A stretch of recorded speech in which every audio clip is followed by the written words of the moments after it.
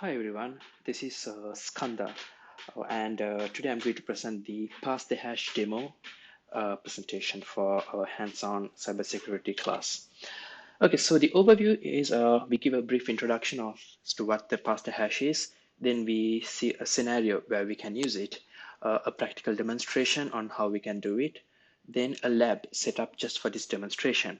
Then tools that you can use to perform the pass the hash attack and some mitigation strategies that's not needed, but as I'm doing the human aspects class as well, I thought of just throwing in the mitigation strategies as well. And finally, some examples of real attacks. We won't go much into detail, but just a few examples of some real world attacks which used pass the hash. So the brief introduction, Pass the Hash has been around for more than 10 years. And this is something that most of the computer world doesn't know. So there was a survey conducted which yielded that only 1/3 of them knew what a Pass the Hash attack is, which is very interesting. And normal password cracking is very time consuming. So it's easier to use the hash of that particular password and then gain access to a system. And the pass the hash attack was published in 1997. So passwords, how are they stored? There are three ways of a password being stored. The first one is just a plain text. This doesn't get stored in a plain text in Windows for obvious security purposes. And the second one is reversibly encrypted, which means that the password is being encrypted into another word or a sentence, and it can be reversed back to the original password. Now, the hash is something interesting because a hash is a mathematical equivalency of a password. So a password goes through a mathematical equation and then a hash function is produced. But you cannot reverse back to the original password by doing some other mathematical calculation. So the hash value is really interesting. And passwords in Windows operating systems are stored in these many ways. That is the LM hash, which is the landman hash, and later on it became the NTLM version 2 hash, which we'll be using for our pass the hash attacks. Then the cached credentials, and sometimes the passwords are in the memory, and as previously mentioned, they are reversely encrypted. Now, pass a hash, it does not need to know the password. That's the basic idea of pass the hash. We simply get the hash value from somewhere and then we pass it through for the authentication purposes. Mostly this is directed against the Windows systems, and the single sign-on plays an important part because in in the real world, when we log into a Windows system, we just give the password. We log in with a username and the password, and that's it. When we try to access some resources within the system, then it just asks for a permission with a yes or no. We don't have to type in the password again. So that is what an SSO is called. So let's look at the pass the hash process and how it works. So this diagram shows how the attackers can use the password hashes in the pass the hash attack. Note that the described process assumes that the attacker was able to compromise the system and gain the administrative rights on it. The first step is the attacker obtains the hashes by dumping the password hashes from the victim server. Now, many tools are there to dump the hashes, which we'll see later. The second step is where the attacker, using the pass the hash tools, can place one of the hashes he obtained, preferably for a user with administrative privileges, on his local LSAS. Now we'll see what the LSAS is later. Now the third step is, going forward, Windows will automatically provide the new credentials on the attacker's behalf whenever the attacker tries to access the victim server without the need to provide a password. So yes, I know it has been quite a lot of talking, but in order to understand this, we need to know some theory as well. The pass the hash has been around for more than 10 years, but not all grasp the context of it. So now let's see a scenario. Let's look at a scenario where we can use pass the hash attack. So let's say you are in a company and the guy next to you has a workstation who has administrative privileges. Now he goes out for a cup of coffee, letting his machine unlocked against the company policies. So you get time to fool around. So you access his computer and you download a tool to dump the hashes like Mimikatz, and it gets the hash values. And now you can even view his password through Mimikatz. So let me show you that. So let's look at the practical demonstration that I have created for this demo. So I have a lab here with three machines. I used the VMware workstation, but unfortunately I have a Mac, so I didn't have a laptop, a Windows laptop with me. So I used one of my friend's laptop to record the sessions, and then later on added my audio. So therefore I apologize beforehand if there are any irregularities of audio. So let's take a look at the actual lab. So here we have three machines, user one, user two, and the test lab server. So one of the users, that's the user two, has the administrative privileges. And this is what we are going to compromise and use for pass the hash attack. That we are going to compromise, and let's have a look at the system information to see it is a Windows 10 and a 64-bit version PC. So first of all, let's download the tool needed, that is Mimikatz. So open Google and we are going to download something called the Mimikatz trunk. So let's hit on it, and the first link, click on it, and when you scroll down, you can see the Mimikatz trunk.zip. Try to download it, and here it's starting to download, and yes, we get a message saying that Mimikatz trunk.zip is dangerous, so Chrome has blocked it. So let's learn more on this. Yes, see, and it's saying that that the Google Chrome blocks download. So what's happening is that Windows 7 it sees Windows 10 sees Mimikatz as a malware because they upgraded their security. So naturally, once we start downloading it, it will stop the download as it detects this malware. But however, there is a workaround. So just minimize it, and let's go and turn down the firewall. So go to settings, go to update and security. So click on the Windows security. This is for Windows 10. Click on the virus and threat protection, and under the virus and threat protection, go to manage settings and turn it off, the real-time protection. And see, it didn't ask for the password of the particular user because he has already signed in, and the token is there. So just click yes for it, and also just get back and need to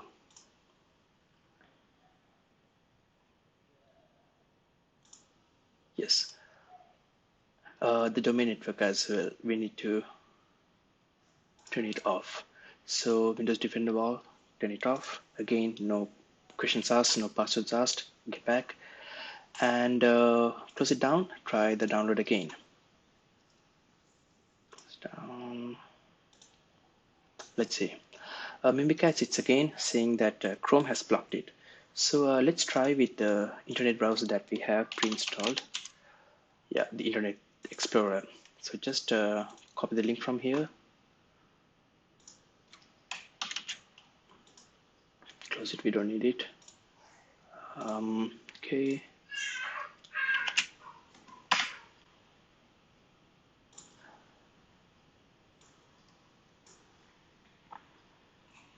Okay, go down. Okay, Mimikatz trunk. Let's see if it's getting downloaded. I'm sure that it will. Yes. So save the file. So open the folder, and here it's a zip file. So unzip it, extract all. Yes. So extract to the downloads folder as well. Should take a couple of seconds. Done. So now turn it on or open the Mimikatz. Here you can see Windows 32 and 64, the two versions. As we already saw, it's a 64-bit machine. So here it's Mimikatz. So double click on this application and it will ask whether to run. Say yes, run. Okay, so the code we use here is to get privileges. So privilege debug, and press enter. Oops, it gives an error message. And as we mentioned earlier, the compromised machine should have administrative privileges. So we should run it with an administrative privilege. So close it down. Right click on Mimikatz, run as administrator. See, again, it doesn't ask for the password, so it's very easy for the hacker to just run it as an administrator. Press yes, and now privilege debug. Yes, and it says privilege 20. Okay, means it's acknowledging. And now to dump all the hashes, secure LSA logon passwords. Oh, yes, and now it's working. You can see all the hashes being dumped into the system. You can see the Skanda Siva. You can see if anyone else was logged into this, you can see their hashes as well. So let's try to open a command line and execute the ps exec. First of all, let's just try to see who we are. So who am I? And it will give you user 2. So now let's try to get into the PS tools where the PS exec commands are stored. So cding back into the C drive and just checking what folders we have here. Yes, you can find the PS tools and cd into the PS tools. And now execute the command ps exec.exe, and we are going to run it on the local test lab and cmd command and enter. So now we can see that it has denied, which is kind of interesting because it says that either the username or the password is incorrect. So what kind of password are we talking about? Well, in this case, it's my own password, which we used with a single sign-on, which the local security authority uses in order to authenticate, but it doesn't work. So that's the point. So we need a hash function of a local administrator's password in order to pass the hash. So let's get into the user 2 and see what groups he's part of. And we are typing who am I groups, and we can see that here the local user is the member of the local administrators.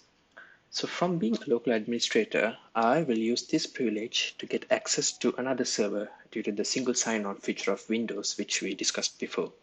So in order to perform the pass the hash, you need to be a local administrator because of the debug privileges that we need.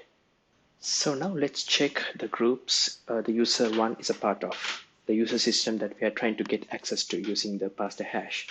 So who am I / groups, and now we can see that the user 1 is a member of the IT admins group. So this means once we get into the user 1, we can laterally move through the IT admins group and try to find where the, for example, say the domain controller is in the network. So this is what pass the hash is. We can move laterally from one user to another using these hash values until we find what we are looking for. So let's start with the pass the hash attack. Now, in order to use the pass the hash attack, we need the hash. And now there are many different tools used to dump the hash out, but you should be careful that not all of them are authentic. For example, there is a tool called the PW dump, which comes in various versions and some contain malware in it. But Mimikatz is a trusted tool to use to dump the hashes. So let's first of all run it as an administrator. So open up Mimikatz, right click on it, run as administrator, and again it doesn't ask for a password, so simply click yes. And now we are ready to dump the hashes. Okay, so now that we have opened Mimikatz as an administrator, let's use it to continue our pass the hash attack. So we are typing privilege debug to gain privilege access, and now secure LSA logon passwords to dump out all the hash values that are stored in the memory. As you can see, there are a lot, and many users have logged into this machine using their credentials, and all the hash values are stored in here. So we are particularly interested about the user 1 who also logged into this machine using their credentials. So carefully copy the NTLM hash value that can be seen, and then we are going to use it to create a token and pass it to the command line. And The command is secure LSA and give a path, and then which user are we trying to log into? That is the user one, and the domain we are using is the test lab local domain that we created just for this demo presentation. And finally, the NTLM hash value. Just paste it in. Now press enter, and yes, there is a new command line with the token for the hash value of user one. And all you have to do is use the command psexec.exe